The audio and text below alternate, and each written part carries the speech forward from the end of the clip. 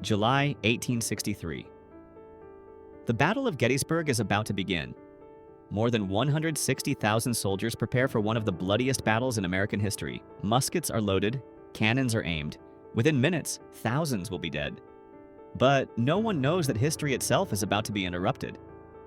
Then, out of nowhere, the impossible happens. A 70-ton M1 Abrams battle tank appears in the middle of the battlefield. To the soldiers of 1863, it isn't a machine. It's something beyond human understanding. Neither side has ever seen steel armor, tracks, or a rotating cannon. Some believe it's a secret weapon. Others think it's a sign from God. For a few long seconds, the Civil War simply stops. The first response is obvious.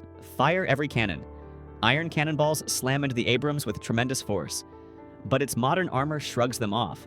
The battlefield falls silent. Their most powerful weapons can't even scratch it. Then the Abrams answers. One shot.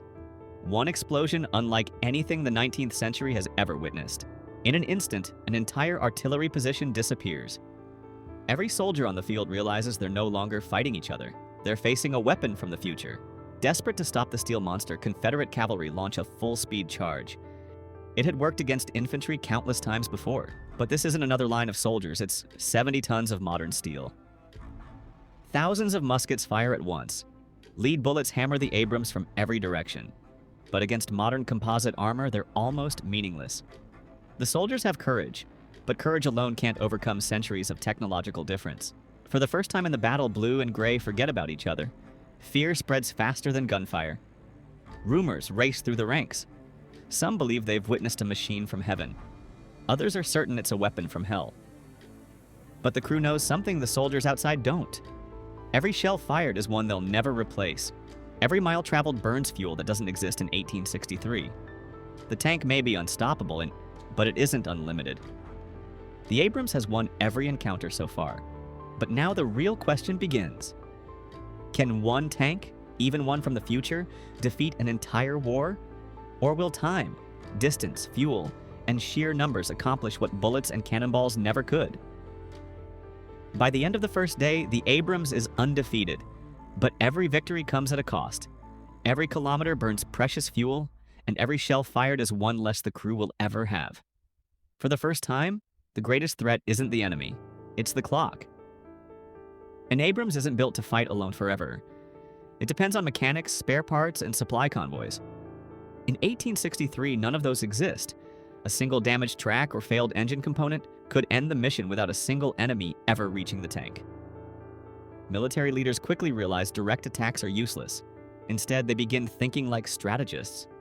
If the machine can't be destroyed, perhaps it can be trapped, delayed, or forced into terrain where its greatest advantages disappear.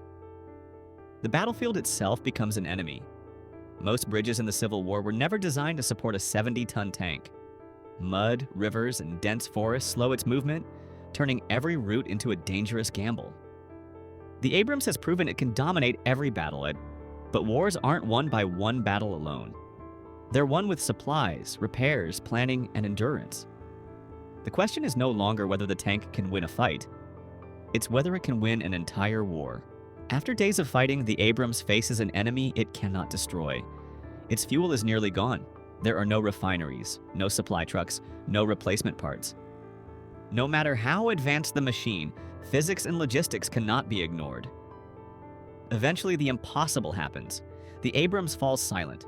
Without fuel, the unstoppable giant becomes an immovable fortress. It remains almost impossible to destroy, but it can no longer shape the battlefield. One tank can dominate a battle. It can terrify armies and change tactics overnight. But a war is fought across thousands of miles by millions of people. No single vehicle, no matter how powerful, can replace the vast network of soldiers, factories, railroads, and supplies needed to win a conflict. Long after the war ended, stories of the Iron Monster would live on. Some would call it a miracle. Others would dismiss it as myth. But for those who witnessed it, the memory of a machine centuries ahead of its time would never fade. So could one M1 Abrams solo the American Civil War? It would dominate every battle it entered, shrug off muskets and cannon fire, and leave soldiers in absolute disbelief. But winning a battle is not the same as winning a war. Without fuel, ammunition, maintenance, and support, even the world's most advanced tank would eventually stop. In the end, history reminds us that wars are won not only by powerful weapons, but by the people and logistics that keep them fighting. What do you think?